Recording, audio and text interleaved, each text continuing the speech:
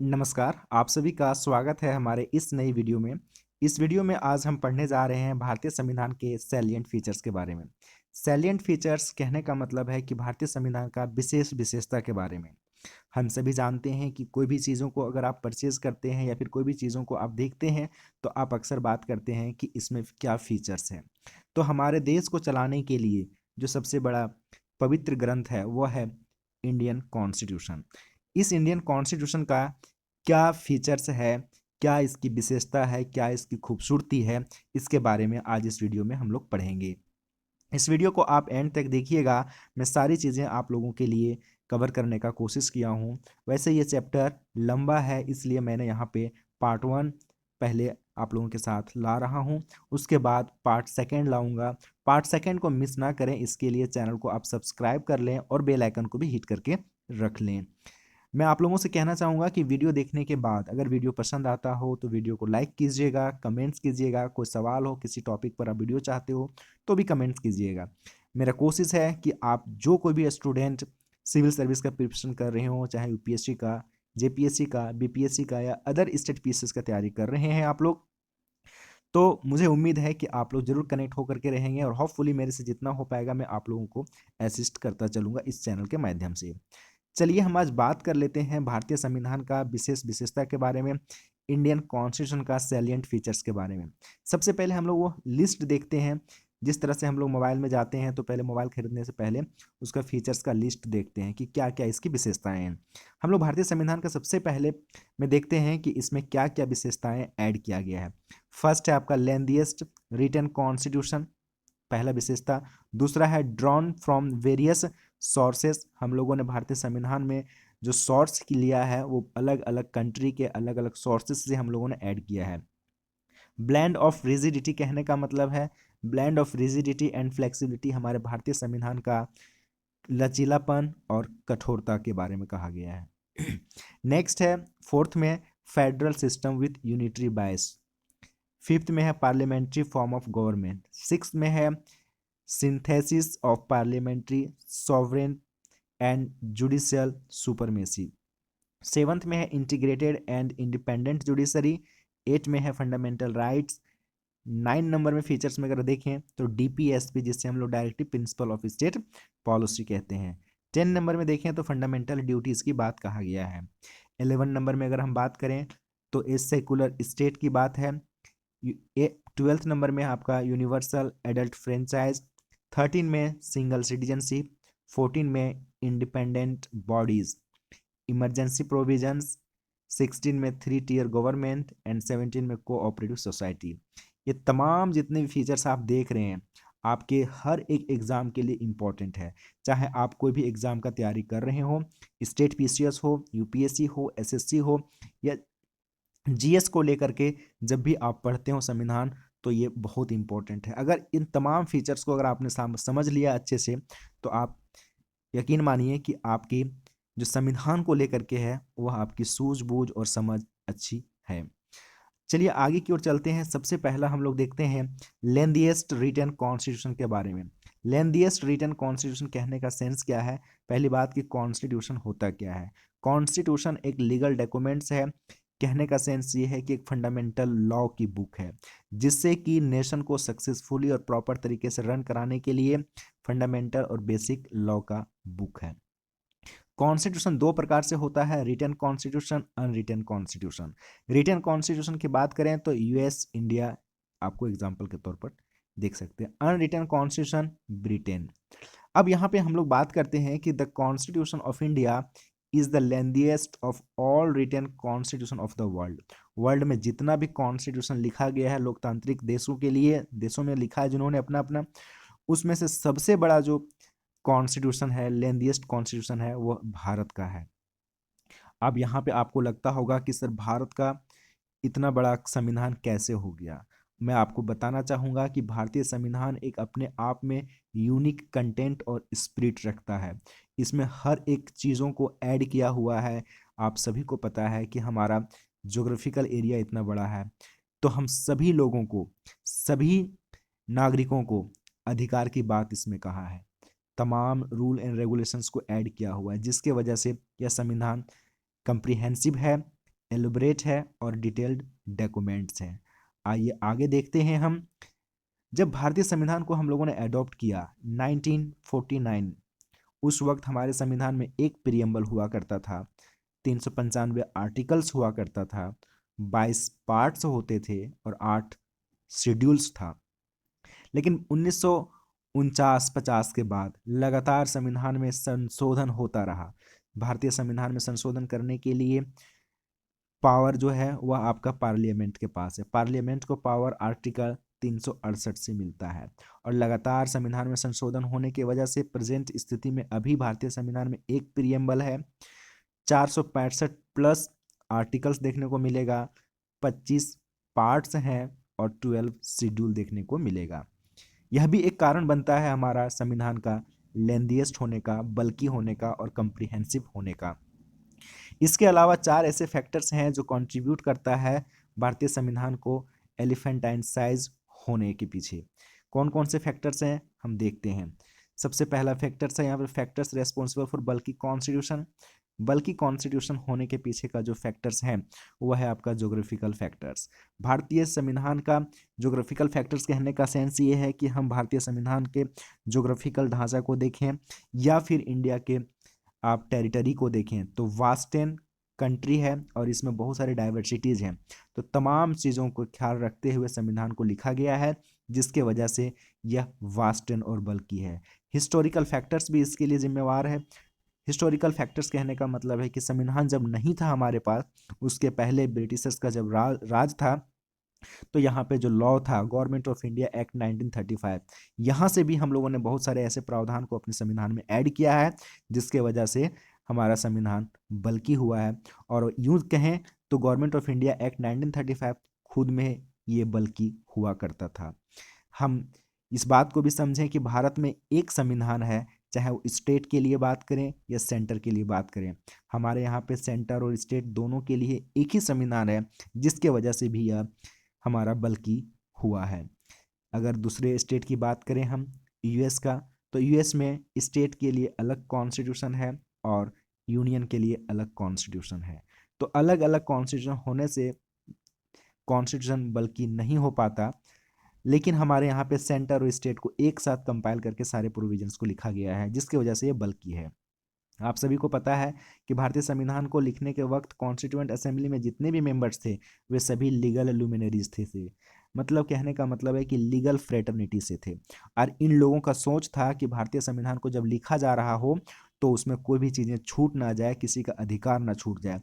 तो ज़्यादातर डोमिनियन जो था, जो दबदबा था, वह आपका लीगल लुमिनरीज का था, लीगल फ्रेटर्निटीज पर्सनैलिटीज़ का था, जिसके वजह से भी हमारा संविधान वास्टेन हुआ है। ये 4 फैक्टर्स आप याद जरूर रखेंगे।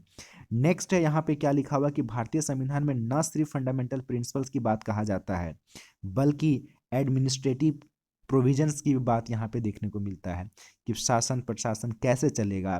फंडामेंटल प्रिंसिपल के साथ साथ शासन प्रशासन चलने की सारी प्रोविजंस को भी यहाँ पे आपको देखने को मिलता है, जिसके वजह से हमारा संविधान अपने आप में लेंदी और वास्टेन भी हो गया है। नेक्स्ट हम बात करें फीचर्स का, तो नेक्स्ट फीचर्स है हमारा ड्रॉन फ्रॉम वेरियस सोर्सेज। हम लोगों ने अपने भारतीय संविधान में बहुत सारे ऐसे फीचर्स हैं जिसको हम लोगों ने अलग अलग सोर्सेज से ऐड ऑन किया हुआ है। Indian constitution has borrowed most of its provisions from multiple sources. हम लोगों ने मल्टीपल सोर्सेज से अपने भारतीय संविधान में प्रोविजंस को ऐड ऑन किया है जिसमें कि अगर बात करें फिलोसॉफिकल पार्ट्स का, तो फिलोसॉफिकल पार्ट में कॉन्स्टिट्यूशन का फंडामेंटल राइट्स है, directive principle of state policy है। और फंडामेंटल राइट्स को हम लोगों ने यूनाइटेड स्टेट ऑफ अमेरिका से लिया हुआ है, वहीं पर directive principle of state policy को हम लोगों ने आयरिश के कॉन्स्टिट्यूशन से बोरो किया है। अगर हम बात करें स्ट्रक्चरल पार्ट का भारतीय संविधान का, तो structural part government of India act 1935 से है। जैसे हम लोगों ने ऑफिस ऑफ गवर्नर यहीं से लिया हुआ है, जुडिशरी हमारा जो बोरो किया गया है वह गवर्नमेंट ऑफ इंडिया एक्ट से ही किया गया है तो इस तमाम चीज़ों को हम लोगों ने अलग अलग सोर्सेज से बोरो किया है। अगर मैं पॉलिटिकल पार्ट्स का बात करूं भारतीय संविधान का, तो पॉलिटिकल पार्ट कहने का मतलब है कि प्रिंसिपल ऑफ कैबिनेट गवर्नमेंट, यहाँ पे स्पेलिंग गलत है, LE होगा, cabinet government and relation between executive and legislature. कहने का मतलब यहाँ पे क्या है, समझिए कि भारतीय संविधान, आप सभी को पता है कि भारतीय संविधान में एक ऐसा प्रावधान है, फीचर्स भी है, जैसा कि मैंने अभी देखा पिछले में कि भारतीय संविधान का जो हमारा इंडिया का जो गवर्नमेंट का जो फॉर्म है वो पार्लियामेंट्री फॉर्म ऑफ गवर्नमेंट है। और पार्लियामेंट्री फॉर्म ऑफ गवर्नमेंट कहने का मतलब है कि कैबिनेट गवर्नमेंट। तो कैबिनेट गवर्नमेंट का जो हमारा प्रिंसिपल है वह हमारा पॉलिटिकल ढांचा को दर्शाता है, पॉलिटिकल पार्ट को दर्शाता है। और इसी पार्लियामेंट्री फॉर्म ऑफ गवर्नमेंट से ही हम लोगों को पता चलता है कि एग्जीक्यूटिव यानी कार्यपालिका और लेजिस्लेशन यानी विधायिका का रिलेशन कैसा होगा, इसके बारे में भी पॉलिटिकल पार्ट में देखने को मिलेगा। और हम सब जानते हैं कि पार्लियामेंट्री फॉर्म ऑफ गवर्नमेंट यह जो प्रावधान है हम लोग ब्रिटिश कॉन्स्टिट्यूशन से लिए हुए हैं, जैसा कि यहाँ पे आपको देखने को मिल रहा है। नेक्स्ट अगर हम बात करें तो आ जाइए थर्ड फीचर्स में भारतीय संविधान का, blend rigidity and flexibility of the constitution. Blend का मतलब होता है मिक्स या फिर मिक्सचर। आप यहाँ पे समझ सकते हैं कि भारतीय संविधान का जो विशेषता है वो दोनों का मिक्स है, किसका, रिजिडिटी यानी कठोरता का और फ्लेक्सिबिलिटी यानी लचीलता का। रिजिडिटी कहने का सेंस क्या है भारतीय संविधान का, आप छू करके देखेंगे तो लचीला का सेंस नहीं है, कि कठोरता का सेंस उसका नहीं है। भारतीय संविधान में लचीला होने का और कठोर होने का सेंस ये है कि भारतीय संविधान में आप कितने आसान तरीके से भारतीय संविधान में अमेंड कर सकते हैं और कितनी जटिलताएं आ सकती है संविधान में ऐड या फिर अमेंड करने में। तो जब हमें रिजिड कॉन्स्टिट्यूशन की बात करें तो रिजिड कॉन्स्टिट्यूशन में स्पेशल प्रोसीजर्स का जरूरत पड़ता है संविधान को अमेंड करने के लिए, जैसे कि अमेरिका का कॉन्स्टिट्यूशन। अमेरिका का कॉन्स्टिट्यूशन को कहा जाता है रिजिड कॉन्स्टिट्यूशन। इसमें बहुत आसान तरीके से अमेंड नहीं किया जा सकता। अभी तक मात्र 13 बार अमेरिका के कॉन्स्टिट्यूशन को अमेंड किया गया है। वहीं अगर आप देखें इंडिया का कॉन्स्टिट्यूशन तो अभी तक 105 बार अमेंड हो चुका है। फ्लेक्सिबिलिटी कहने का सेंस क्या है कि वैसा कॉन्स्टिट्यूशन जहां पर अमेंड करने के लिए सेम मैनर को फॉलो करना पड़ता हो जैसे ऑर्डिनरी लॉ को बनाने के लिए किया जाता है। ऑर्डिनरी लॉ बनाने का जो मैनर है, जो प्रोसेस है, जो फॉलो करना पड़ता है, तो बहुत आसान तरीके से ऑर्डिनरी लॉ को पास करने के लिए, अमेंड करने के लिए हमें प्रोसीजर्स को फॉलो करना पड़ता है। जैसे कि ब्रिटिश का कॉन्स्टिट्यूशन को अमेंड करना बहुत आसान है। वहाँ पे किसी चीज़ों का अगर संशोधन करना हो संविधान में तो वहाँ पे स्पेशल मेजोरिटी का या स्पेशल प्रोसेस की जरूरत नहीं है। सेम मैनर ऑर्डिनरी लॉ बनाने का प्रोसेस है, उस तरह से भी संविधान में संशोधन किया जा सकता है। इसलिए ब्रिटिश का संविधान को फ्लेक्सिबल संविधान कहा जाता है और अमेरिका का कॉन्स्टिट्यूशन को रिजिड कॉन्स्टिट्यूशन कहा जाता है। लेकिन हमारे यहाँ पे ना तो रिजिड है ना फ्लेक्सिबल है, हमारे यहाँ दोनों का मिक्स है, जो कि यहाँ पे देखने को आपको मिलेगा। The constitution of India is neither rigid nor flexible. ना तो हमारा रिजिड है और ना ही फ्लेक्सिबल है, बल्कि क्या है, ये सिंथेसिस है, सिंथेसिस ऑफ बोथ, ये दोनों का मिक्सचर है। अब आगे की ओर हम देखते हैं। यहाँ पे स्पेशल प्रोविजंस को लेकर के भारतीय संविधान के अंतर्गत फ्लेक्सिबिलिटी और रिजिडिटी का सेंस क्या है। आपको मैंने बताया था कि भारतीय संविधान का जो आर्टिकल है 368 पार्लियामेंट को एक कॉन्स्टिट्यूएंट पावर देता है, और कॉन्स्टिट्यूएंट पावर ये देता है कि भारतीय संविधान में संशोधन किया जा सकता है। लेकिन आर्टिकल 368 दो तरीके का प्रोविजंस की बात करता है जिसके माध्यम से अमेंड किया जा सकता है संविधान में। इसे आप बहुत ध्यान से और गौर से समझिएगा, बहुत लोगों को कन्फ्यूजन होता है, मैं कोशिश करूंगा कि आपको अच्छे से समझा पाऊँ। यहाँ पे पहला प्रोविजंस में क्या कहा गया है, स्पेशल मेजोरिटी का बात। स्पेशल मेजोरिटी का मतलब क्या होता है समझिए, 2/3 majority, 2/3 of present and voting and लगा हुआ है, उसके बाद समझिए majority more than 50% of the total member of each house. दो हाउस है हमारे पास, लोकसभा एंड राज्यसभा। यहाँ पे गौर से ध्यान से समझिएगा दोस्त, आप लोगों को समझना इस चीज़ को बहुत ज़रूरी है। लोकसभा एंड राज्यसभा, ये दोनों हाउस में स्पेशल मेजोरिटी का सेंस क्या है कि लोकसभा में आपका 543 मेंबर है और राज्यसभा में आपका 245 मेंबर है। तो अगर आप जानते ही हैं कि 543 में अगर 50% से ज़्यादा है तो हम स्पेशल मेजोरिटी कह सकते। कहने का सेंस मेरा ये है कि 543 मेंबर अगर सभी के सभी उस दिन हाउस में उपस्थित हैं उसके बाद इसका 50% मेंबर अगर सहमति दे देते हैं किसी भी अमेंडमेंट में तो उसे हम लोग स्पेशल मेजोरिटी कहेंगे। लेकिन इसमें से अगर एक भी मेंबर एब्सेंट हो गया हो, एक भी एब्सेंट हो, तो उस कंडीशन में टू थर्ड का कंडीशन लगेगा, और टू थर्ड के कंडीशन में जो प्रेजेंट हैं वही वोट करेंगे।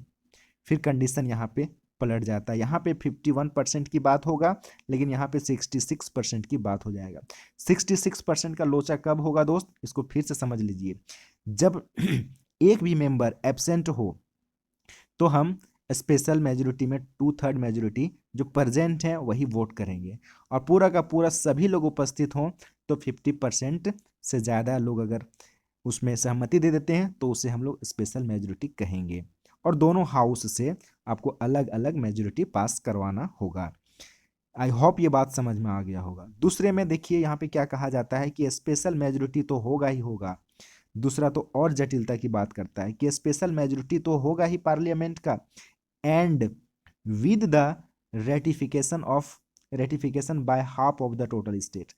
आपको ये दोनों प्रोसेस से तो गुजरना ही पड़ेगा, जो भी मैंने बताया दोनों हाउस से।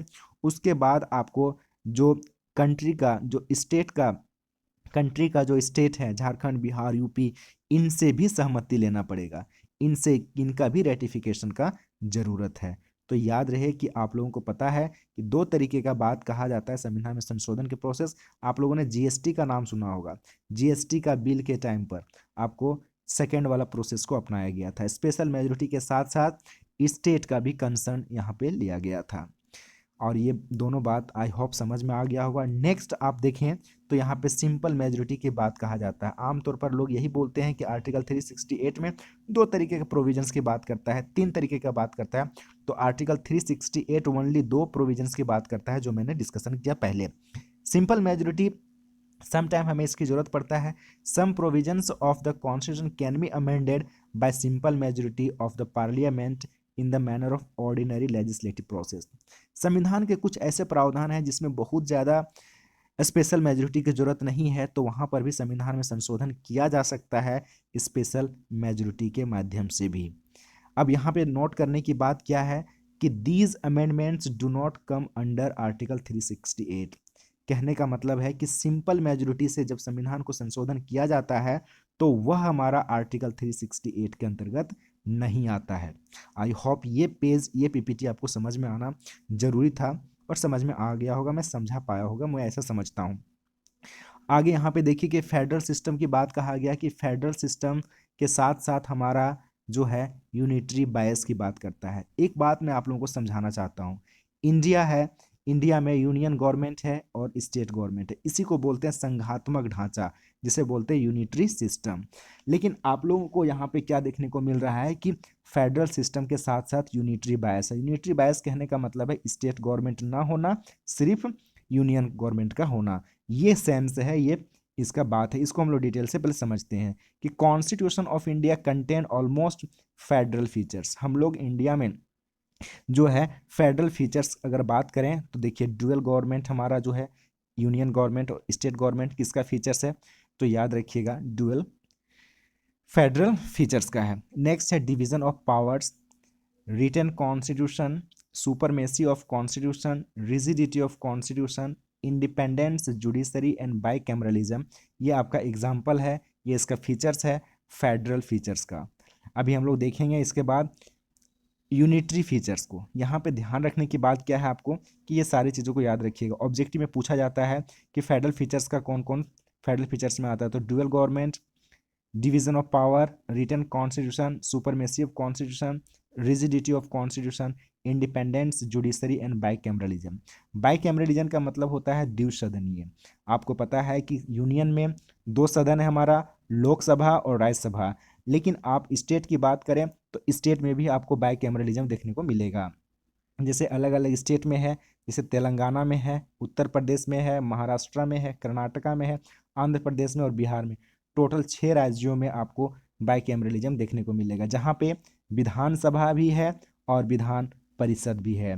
कहने का मतलब है कि लेजिस्लेटिव असेंबली भी है और लेजिस्लेटिव काउंसिल भी आपको देखने को मिलेगा। इसे शॉर्ट में याद रखने के लिए तुम, कब, आप कोड को याद रख सकते हो। टी से तेलंगाना, यू से उत्तर प्रदेश, एम से महाराष्ट्र, के से कर्नाटका, ए से आंध्र प्रदेश और बी से बिहार। बाकी जो स्टेट बच गए हैं वो सारे स्टेट जो है आपका यूनिकैमरल है, जहां पर सिर्फ एक ही सदन है जो कि विधान सभा है। आगे की अगर हम बात करें दोस्त, सॉरी, देखिए आगे हम बात करें नेक्स्ट में, तो यहाँ पे आप देख सकते हैं कि अभी हम लोगों ने क्या देखा, फेडरल का फीचर्स हम लोग देखा।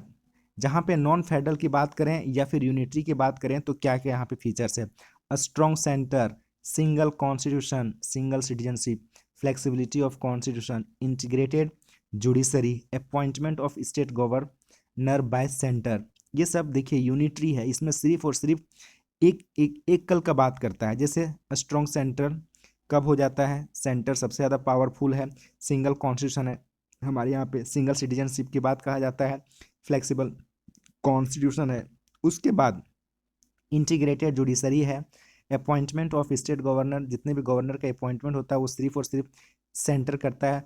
ऑल इंडिया सर्विसेज का, ऑल इंडिया सर्विस में 3 पोस्ट होता है, IAS, IPS and IFS. IFS मतलब फॉरेस्ट वाला। और इमरजेंसी प्रोविजंस, ये तमाम जो प्रोविजंस, ये जो चीज़ें हम लोग फीचर्स देख रहे हैं, ये फीचर्स आपका यूनिटरी फीचर्स है, इसका मतलब है नॉन फेडरल फीचर्स है। यहाँ पे अगर हम बात करें कुछ आपका जूरी मेंबर जो हैं या फिर जूरिस्ट बोल सकते हैं, इन लोगों ने क्या कहा कि भारत का जो फेडरल सिस्टम है वो एक प्रकार से कोऑपरेटिव फेडरलिज्म है।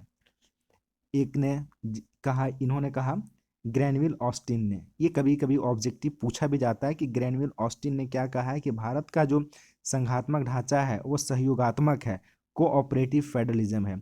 और वहीं पर आप केसी वेयर को देखें तो केसी वेयर ने क्या कहा कि क्वासी फेडरल है, अर्ध संघात्मक है, ऐसा केसी वेयर ने कहा, इसको याद रखिएगा। नेक्स्ट में हम देखें, नेक्स्ट फीचर्स के बाद तो पार्लियामेंट्री फॉर्म ऑफ गवर्नमेंट यहाँ पे देखने को मिलेगा। मैंने आपको बताया कि पार्लियामेंट्री फॉर्म ऑफ गवर्नमेंट हम लोगों ने कहाँ से लिया है, तो ब्रिटेन से लिया हुआ है। और पार्लियामेंट्री फॉर्म ऑफ गवर्नमेंट को हम लोग कैबिनेट गवर्नमेंट भी कहते हैं।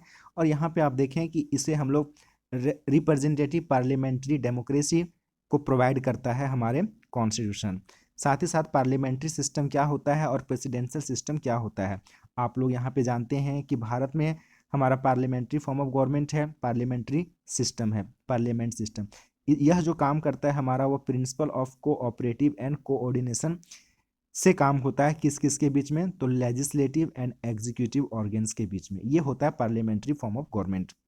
जबकि प्रेसिडेंशियल सिस्टम में क्या देखा जाता है, प्रेसिडेंशियल सिस्टम में देखा जाता है यह हमारा डॉक्ट्रिन एक सिद्धांत पर है, सेपरेशन ऑफ पावर पर, जैसे कि अमेरिका में देखने को मिलता है, जहाँ पे 2 ऑर्गन्स के बीच में बिल्कुल ही वहाँ पे सेपरेशन देखने को मिलता है, सेपरेशन देखने को मिलता है। वहाँ पे क्या है कि जो एग्जीक्यूटिव है वो रेस्पॉन्सिबल नहीं होता है लेजिस्लेचर के प्रति। लेकिन आपको पता है, मैं बताना चाहूँगा कि पार्लियामेंट्री फॉर्म ऑफ गवर्नमेंट में जो पार्लियामेंट होता है, जो लेजिस्लेचर होता है, वो रेस्पॉन्सिबल होता है, आंसरेबल होता है लेजिस्लेचर के प्रति, यानी लोकसभा के प्रति। और अगर स्टेट में है तो स्टेट में विधानसभा के प्रति उत्तरदायी होता है पार्लियामेंट्री फॉर्म ऑफ गवर्नमेंट। लेकिन अगर आप देखें कि प्रेसिडेंशियल फॉर्म ऑफ गवर्नमेंट में जैसे अमेरिका में है तो वह सदन के प्रति, लेजिस्लेचर के प्रति आंसरेबल नहीं होते हैं। यहाँ पे मैं फीचर्स से पहले मैं बात करूँ इसको और कौन कौन से नाम से जाना जाता है। इसे वेस्टमिंस्टर मॉडल ऑफ गवर्नमेंट के नाम से भी जाना जाता है, जहाँ पे ब्रिटेन में जो आपका कैबिनेट है, जहाँ पे बोल सकते हैं संसद भवन है, वहाँ पे वेस्टमिंस्टर है, तो वेस्टमिंस्टर मॉडल के नाम से भी जाना जाता है, क्योंकि हम लोगों ने पार्लियामेंट्री फॉर्म ऑफ गवर्नमेंट भी लिया हुआ है, कहाँ से, तो ब्रिटेन से। नेक्स्ट है, इसे हम लोग रेस्पॉन्सिबल गवर्नमेंट भी बोलते हैं और कैबिनेट गवर्नमेंट भी बोलते हैं। आई होप ये सारी बातें आपको समझ में आ रहा होगा। नेक्स्ट अगर हम बात करें कि पार्लियामेंट्री सिस्टम ना सिर्फ हमारा सेंटर में है बल्कि हमारा स्टेट में भी पार्लियामेंट्री फॉर्म ऑफ गवर्नमेंट चलता है। पार्लियामेंट्री कहने का मतलब आप ये मत समझ लीजिएगा कि सिर्फ और सिर्फ केंद्र की बात करता है, क्योंकि केंद्र में भी 2 हाउस है, लोकसभा राज्यसभा, तो स्टेट में भी आपका 2 हाउस देखने को मिलता है, विधानसभा विधान परिषद। हाँ, ये बात अलग है कि 6 राज्यों में ही सिर्फ विधान परिषद देखने को मिलता है, इसके लिए अलग कंडीशन होता है, कभी नए वीडियो में हम बात करेंगे उसके लिए। पार्लियामेंट्री सिस्टम का क्या फीचर्स है, तो इंडिपेंडेंट जुडिशरी का होना, presence of nominal and executive head. देखिए हमारे यहाँ पे जो जुडिशरी है वो स्वतंत्र है, वह ना ही लेजिस्लेटर के प्रति जवाबदेही है और ना ही एग्जीक्यूटिव के प्रति जवाबदेही है, वो इंडिपेंडेंट है। और हमारे यहाँ पे नॉमिनल हेड और रियल हेड देखने को मिलता है। नॉमिनल हेड मतलब प्रेसिडेंट हमारे नॉमिनल हेड होते हैं, लेकिन रियल एग्जीक्यूटिव हेड हमारे पीएम होते हैं, जो कि आपका पार्लियामेंट्री सिस्टम का ये फीचर है। नेक्स्ट है कि मेजोरिटी पार्टी, जिस पार्टी के पास मेजोरिटी होता है वही पार्टी अपना शासन चलाता है। Collective responsibility of the executive of the legislature, अगर ये बात कहें हम तो लेजिस्लेचर कलेक्टिव रेस्पॉन्सिबिलिटी का मतलब है कि यहाँ पे जितने भी एग्जीक्यूटिव है, मंत्री हैं, अगर वहाँ पे प्रधानमंत्री अगर रिजाइन करते हैं तो पूरा का पूरा कैबिनेट कोलैप्स हो जाता है, खत्म हो जाता है, कलेक्टिवली रेस्पॉन्सिबल होता है।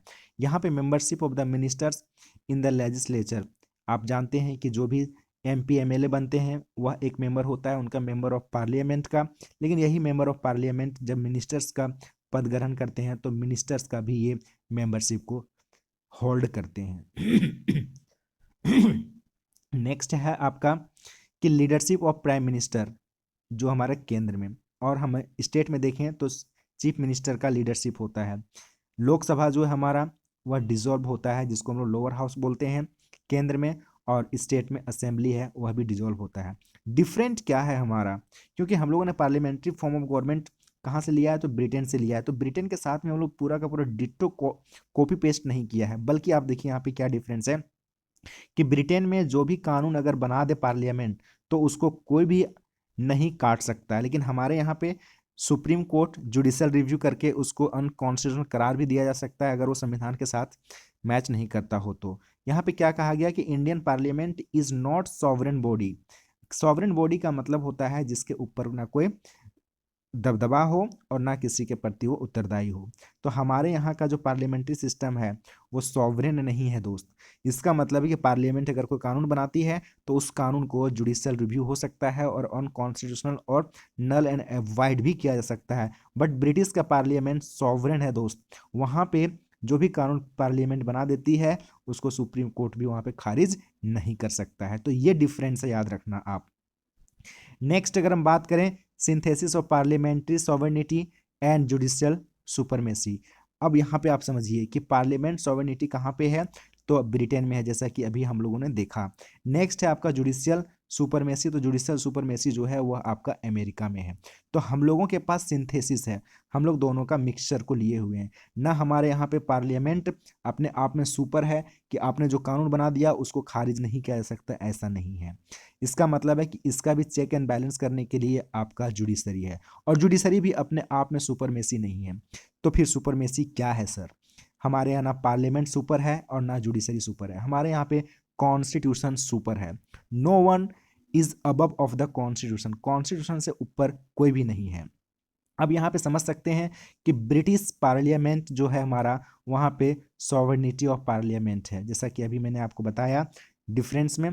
अमेरिका में क्या है कि प्रिंसिपल ऑफ जुडिशियल सुपरमेसी, वहाँ पे अमेरिका में जो सुप्रीम कोर्ट है उसकी सुपरमेसी चलती है। लेकिन इंडिया का सीन क्या है दोस्त?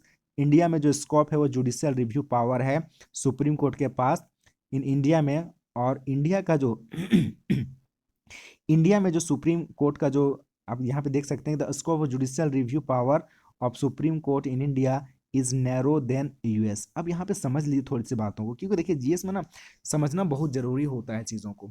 अगर आप समझेंगे नहीं तो सिर्फ लाइन बाय लाइन आप समझ जाएंगे। जैसे समझिए हमारे यहाँ पे जो भी कानून बनता है तो कानून हमारा तब जुडिशियल रिव्यू होता है जब कानून बन करके तैयार हो जाता है, लेकिन हमारे यहाँ पे बहुत ही वाइड स्कोप नहीं है जुडिशियल रिव्यू का। जुडिशियल रिव्यू कहने का मतलब है कि आपका न्यायिक रिव्यू करने का मतलब है कि पुनराविलोकन करने का मतलब कि उसका जांच करने का। लेकिन अमेरिका में कानून बनने से पहले उसका पूरा का पूरा कॉन्स्टिट्यूशनैलिटी को चेक कर लिया जाता है, उसके बाद कानून बनाया जाता है, इसलिए वहाँ पे सुपरमेसी जुडिशरी है। इसी सेंस में यहाँ पे कहा गया है कि हमारे यहाँ का जो कोर्ट है सुप्रीम कोर्ट, वह नैरोवर है किसके तुलना में, तो आपका यूएस के तुलना में। अब यही चीज़ों को यहाँ पे आप देखें तो कहने का सेंस यहाँ पे क्या है कि अमेरिका का कॉन्स्टिट्यूशन प्रोवाइड करता है ड्यू प्रोसेस ऑफ लॉ। ये याद रखना आप, बहुत इंपॉर्टेंट है। कभी मैं नई वीडियो में, कभी दूसरी वीडियो में डिस्कशन करूंगा कि ड्यू प्रोसेस ऑफ लॉ क्या है और प्रोसीजर एस्टेब्लिश बाय लॉ क्या है। यहाँ पे समझिए कि आपका इंडियन कॉन्स्टिट्यूशन जो प्रोवाइड करता है वो प्रोवाइड करता है प्रोसीजर एस्टेब्लिश बाय लॉ के बारे में, और ये आर्टिकल 21 कहता है। और आपका यहाँ पे जो केसेस हैं उसके बारे में भी बात करेंगे अगली वीडियो, क्योंकि वीडियो ये लंबा हो जा रहा है। आगे की ओर हम लोग देखते हैं कि Indian constitution have preferred proper synthesis. मैंने अभी क्या बताया कि प्रॉपर सिंथेसिस का बात करता है किस किस का, पार्लियामेंट्री सॉवरेनिटी का और जुडिशियल सुपरमेसी का, जो अमेरिका में है। Supreme court can declare parliamentary law, parliament हमारे यहाँ पे जो कानून बनाता है उसको डिक्लेयर कर सकता है अनकॉन्स्टिट्यूशनल जुडिशियल रिव्यू के बाद, जुडिशियल रिव्यू करने के बाद अगर गलत पाया गया कानून तो। कानून अगर जो बनाया गया पार्लियामेंट के द्वारा वह अगर आपका इनकंसिस्टेंट है कॉन्स्टिट्यूशन के साथ, असंगत है, तो उसे वह अनकॉन्स्टिट्यूशनल करार दिया जा सकता है सुप्रीम कोर्ट के द्वारा आफ्टर जुडिशियल रिव्यू पावर। आगे कहा गया कि पार्लियामेंट कैन अमेंड, पार्लियामेंट के पास पावर है आर्टिकल 368 के अंतर्गत, जैसा कि मैंने आपको भी बताया था। उसके पास पार्लियामेंट को 368 आर्टिकल जो है कॉन्स्टिट्यूएंट पावर देता है 368 कि संविधान में संशोधन किया जा सकता है पार्लियामेंट के द्वारा, और पार्लियामेंट मेजर पोर्शन में भी संविधान संशोधन कर सकता है। नेक्स्ट यहाँ पे देखें 7 नंबर में हमारे यहाँ पे इंटीग्रेटेड और इंडिपेंडेंट जुडिशरी है। इंटीग्रेटेड और इंडिपेंडेंट जुडिशरी कहने का मतलब है, जैसा कि आप लोग इंटीग्रेशन का साइन जानते होंगे, कहने का मतलब है कि नीचे से लोअर यानी सबऑर्डिनेट कोर्ट से लेकर के आपका सुप्रीम कोर्ट तक एक ही लॉ से, एक ही फॉर्मूले से इंटीग्रेटेड है। कहने का सेंस ये है यहाँ पे इंटीग्रेटेड और इंडिपेंडेंट का कि अगर जो कानून आपका स्टेट में चलता है वही आपका सुप्रीम कोर्ट का केंद्र लेवल पर भी उसी पर सुनवाई होता है। इंटीग्रेटेड कहने का सेंस ये है। इंडिपेंडेंट कहने का मतलब है कि सुप्रीम कोर्ट किसी के प्रति जवाबदेही नहीं है, ना ही विधायिका के प्रति और ना ही कार्यपालिका के प्रति, इसलिए इसे इंडिपेंडेंट भी कहा जाता है। यहाँ पे समझते हुए चलिए कि Indian judiciary system integrated as well as independent, बिल्कुल। Supreme court at top in judiciary, judiciary में सबसे टॉप लेवल पर हमारा सुप्रीम कोर्ट है, और उसके नीचे आप देखेंगे हाई कोर्ट है स्टेट लेवल पे, और सबऑर्डिनेट कोर्ट्स आपको देखने को मिलेगा डिस्ट्रिक्ट कोर्ट और other lower court. Supreme court एक फेडरल कोर्ट है, अपेक्स कोर्ट बोल सकते हैं, या ये हाईएस्ट कोर्ट ऑफ अपील है, जहाँ पे आखिरी अपील के लिए आप जा सकते हैं, वह है आपका सुप्रीम कोर्ट। और सुप्रीम कोर्ट एक प्रकार से गारंटर भी है आपका फंडामेंटल राइट्स का, और कॉन्स्टिट्यूशन का गार्जियन भी है। नेक्स्ट में देखें कि आपका यहाँ पे कि कौन सी बातें जो इंश्योर करता है कि आपका जुडिशरी इंडिपेंडेंट है।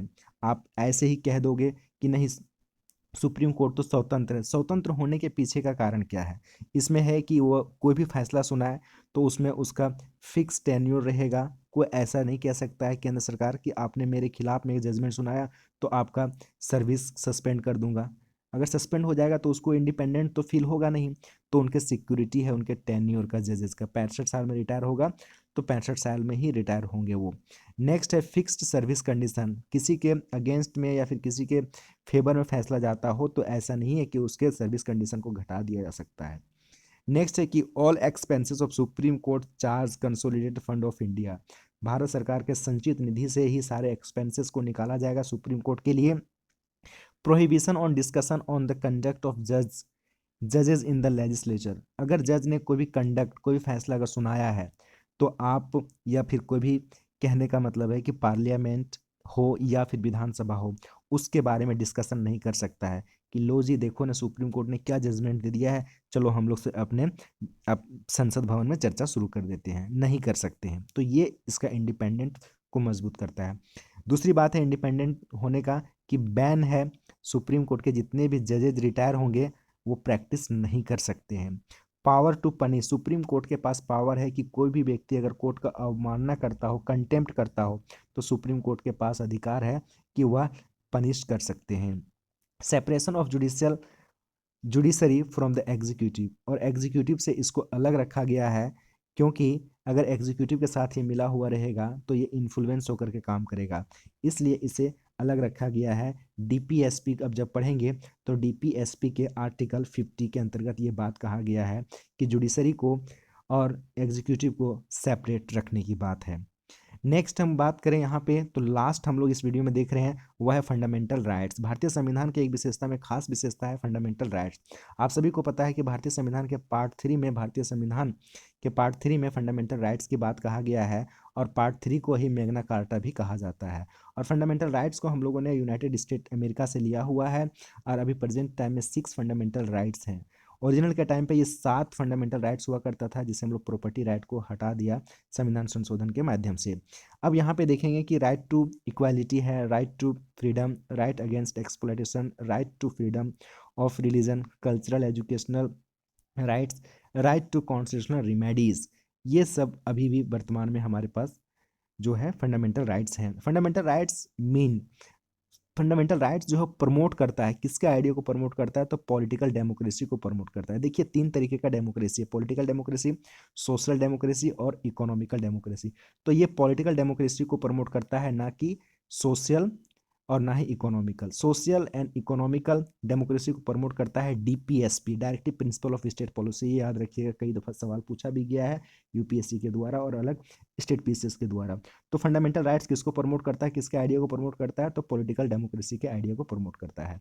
और पॉलिटिकल में यहाँ पे देखा जाए तो फंडामेंटल राइट्स जो है एक प्रकार से, फंडामेंटल राइट्स लिमिट लगाता है गवर्नमेंट पर।